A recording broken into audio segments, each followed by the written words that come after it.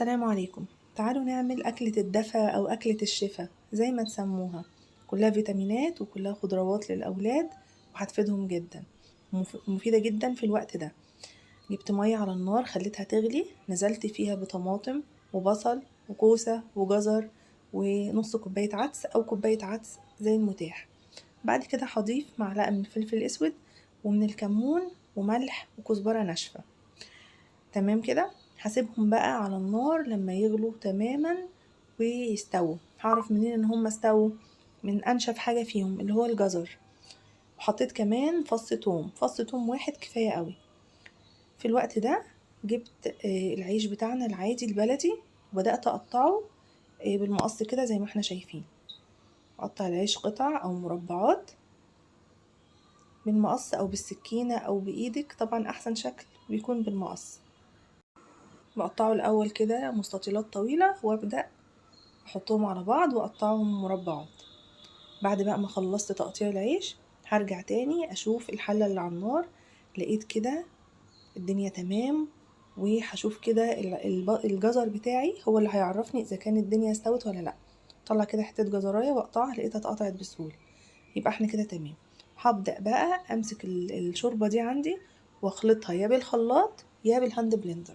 لو حطيتيها في الخلاط استني لما يبرد تماما.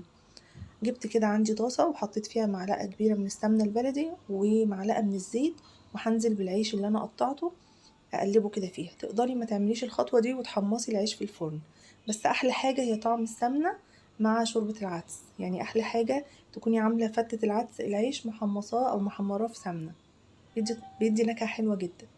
كده العيش تمام استوى كده تقريبا. اي بقى قطعة اتحرقت مننا هنبدأ نتخلص منها. وهنا عندي طبق الخضار او الحله اللي فيها الخضار دي تقريبا كده انا سايباها عماله اقلب فيها لغايه ما تبرد.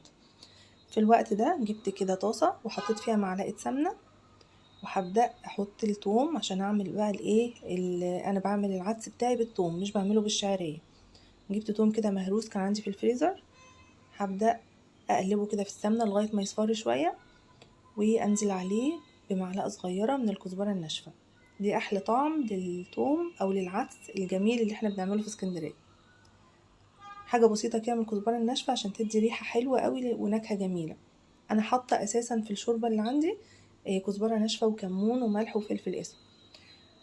تقدري بقى كمان تزودي اي نوع خضار عندك، يعني اقدر ازود بطاطس، اقدر ازود فاصوليا خضراء، اي حاجه الولاد مش بياكلوها زوديها في طبق الشوربه ده. بدأت أضيف بقى الثوم أو الطشة اللي أنا عاملاها على العدس اللي أنا ضربته في الخلاط ورجعته لنفس الحلة وأقلبه بقى كده. هنبدأ بقى نقدم طبقنا. جبت الطبق وحطيت فيه العيش اللي أنا حمصته معاكم، وهضيف عليه بقى العدس بتاعنا الجميل. طبعا احنا بنزود العدس على العيش على قد الكمية الناس اللي هتاكل، لأن ده يتاكل على طول عشان ما يطراش ويبقى طعمه مش حلو. بناكل جنبه بقى بيض مسلوق، بصل أخضر، المناسب عندك. ممكن في البهارات اللي انا ضفتها لشوربة العدس ازود معلقتين كركم، كلها فايدة وكلها حاجة صحية للاطفال ولينا احنا يا كبار، وتاكلوها بألف هنا وشفا. زينوا بقى كده بشوية بابريكا مع فلفل اسود وملح، وما تنسوش اللايك لو عجبتكم.